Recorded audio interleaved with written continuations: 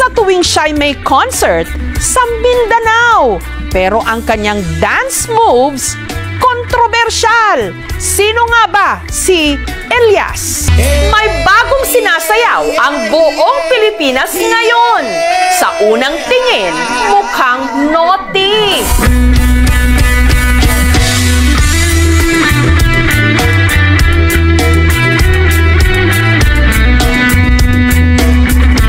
Kaya ang iba nagtaas agad ng kilay. Parang malaswa yung sayaw. Pero hindi nito napigilan ang pagiging viral ng dance steps na ito.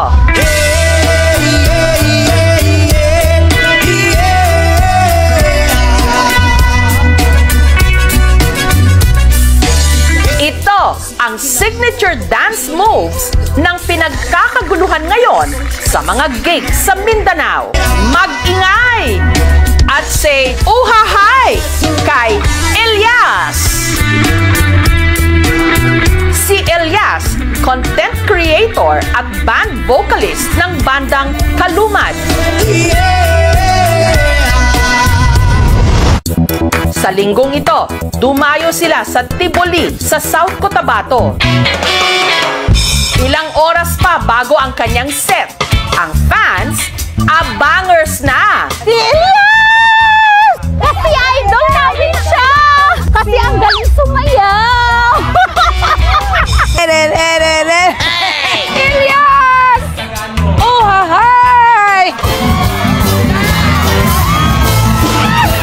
At nung nasilayan na nila sa wakas ang kanilang idolo, ang audience hindi magkamayaw.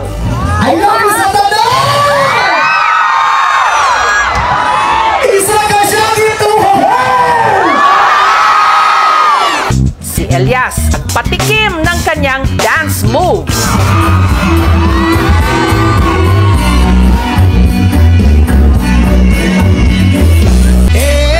Elias, paano nga ba ang iyong step by step para sumakses? Childhood dream daw talaga ni Elias na mag-perform. Ang kanyang talento nahasa dito sa kanilang bukid sa Magpet, North Cotabato. At ang kanyang naging mentor, ang kanyang tatay Elias Sr. Bonding daw kasi talaga nilang mag-ama ang kumanta habang nagtatapping o nangungulekta ng dagta ng rubber tree. Pag magtatrabaho kami, kumakanta siya palagi. Alisto ka! Magsakay ako ng kalabaw, magpakain ng damo, tapos dinadala ko yung lyrics. Ginapractice ko araw-araw hanggang sa kabisado na, umaga, April Boys at saka Aegis kasi mataas pa yung boses ko. Ngayon, hindi na. Masarap na lang. Ay! At sa mga nagsasabing mahalay ang pinauso niyang dance steps, ayon sa kanya, inspired daw ito ng kanilang hanap buhay. Kapag nagkakat ka kasi ng rubber is pag ganon. Ito ang puno, tapos hawakan mo yung puno, tapos kailangan mo ganito ang knife, hanggang ganyan, hanggang ibaba. Kaya ginawa ko, kumbaga ganyan, tapos ay! Ganon! Siguro nasa kanila na lang kung ano yung iisipin nila. O din yung punuan sa guma mga dol. Bata pa lang, nagtatapping na raw si Elias. Araw-araw kami masama sa nagkakat ng rubber, 3 AM. Tapos mag-aral ako, paminsan-minsan nga. Kapag mag-school ako, mabaho pa yung kamay ko sa rubber. Pero kapag naibenta mo na, umot na yung kwarta. Dagta ng rubber tree ang kanilang hanap buhay. Sa pagtatapping, kumikita ang mag-ama ng 7,000 pesos kada ani. Kayo na makatabang sa mo, kuha na mo pamugas, sa gastos na mo sa among panimalay, maura gid na mong ginasaligan. Grade 2 lang daw si Elias nung ang kanyang nanay Ninita na masukang domestic helper sa Bahrain. Bilang isang ina, sobrang hirap talaga kasi siyempre na malayo ako sa kanila. At hindi maiwasan na iiyak ka na lang na mag-isa kasi hindi ko sila nakikita, hindi ko sila nasusubayan araw-araw kung anong ginagawa nila, pero masaya ako na ganyan na siya ngayon. namimiss ko siya. Gusto ko palaging makikita siya araw-araw. Kaya hindi ko mapigilan na maging emosyonal kapag magbanggit ako ng pangalan ng nanay ko. Basta pamilya ang pag-usapan, yan ang weakness ko. Dahil nasa abroad ang kanyang ina at madalas naman nasa bukid ang kanyang ama, ang kasakasama raw ni Elias noon, ang kanyang Lola Miriam at Lolo Marciano. Dili man bugoy na butaan man. Sa dagan namong ako, hinigugmagid na mo siya, magid nang gimhal na mo. Sa kanila ako natutulog araw-araw. Sila din ang nagbabantay sa akin, sila ang nagbigay ng allowance. Inspirasyon ka. Dahil sa kanilang pagsisikap, nitong 2023 lang, nakapagtapos si Elias ng criminology. Malaking tulong sa akin. Nasasanay na yung katawan ko sa natrabaho na ganun. Nandito na naman ako. Namumunat sa kabutiran.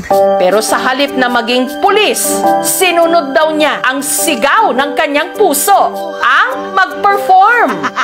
Inumpisahan niya sa pagva-vlog. Ipinakita ang kanyang buhay sa bukid. Dili po na mawala tong kagandahan diya. Hanggang nagpasample ng kanyang boses at dance moves. And the rest is history, ika nga. Si Elias na imbitahan na ngayong magtanghal sa iba't ibang mga probinsya ng Mindanao. Napupuno talaga ang isang area kapag nagigig kami. Nararamdaman ko sa aking sarili is proud na proud, masayang masaya. Maraming fans na rin daw ang nagdi-DM o direct message sa kanya. Sinasabihan nila ako na, pwede ba tayo na lang? Pwede bang magkita tayo? Matawa lang din kasi mabait naman ako na tao at saka masarap din. Sa mga humuhopya o umaasa kay Elias, awat na! Tapos na ang laban! Meron nang nanalo at nagpatibok ng kanyang puso. Si Abigail na aminadong selosa. May fans kasi dati, humalik talaga dito. Kasi very territorial ako eh. Yung akin. Tapos ngayon, na-realize ko na since nag-expand na yung circle niya, yung mga tao na nakakasalamuhan niya, kailangan ko talagang mag-adjust. Maliban daw sa charm ni Elias, na-fall din daw si Abigail sa puso nito. Makita mo talaga na maganda yung kanyang heart.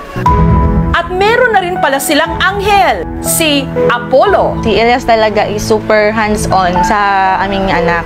Paano ngayon? Kasi malayo pa sa kanila. Kung ka siyempre, nasanay ka nga perminti mo sabay.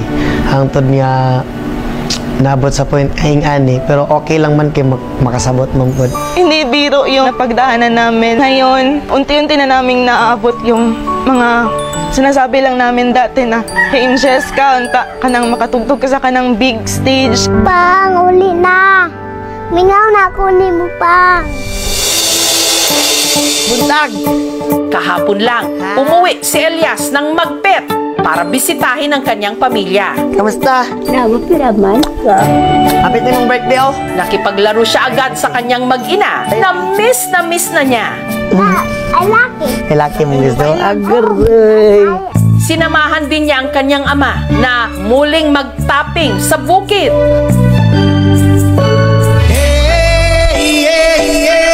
Na sinabayan pa niya ng pagsayaw.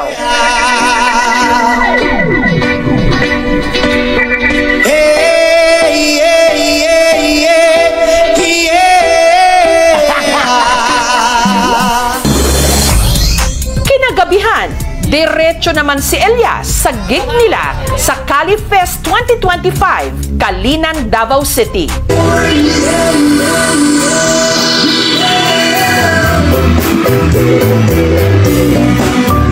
Ang hindi alam ni Elias, may sorpresa mula sa kanyang #1 fan, ang kanyang nanay Ninita, all the way from Bahrain. Stay always humble at laging pasalamat sa Panginoon sa lahat ng na-achieve mo at laging mag-iingat sa bawat event na pupuntahan mo. Tatandaan mo na narito lang kami ng pamilya mo at laging susuporta sa magandang hangarin mo sa buhay. I love you, anak!